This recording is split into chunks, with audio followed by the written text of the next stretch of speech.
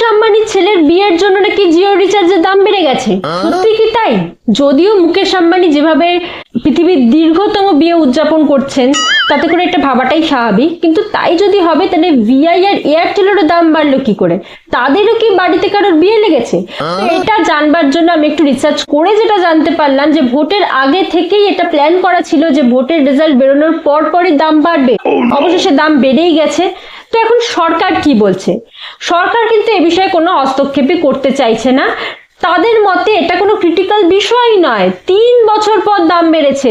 তারা এটাও বলছে যে পৃথিবীর অন্যান্য সব দেশের তুলনায় ভারতে নাকি মোবাইল রিচার্জ সবচেয়ে সস্তা, তাই জন্য 1 লাফে 25% বাড়লেও সেটা কোনো বড় ব্যাপারই নয়।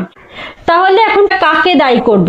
অনন্ত আম্বানির অনন্তকাল ধরে চলা বিয়েকে, এই সমস্ত মোবাইল কোম্পানিগুলোকে, নাকি সরকারকে? প্লিজ কমেন্ট করে জানান।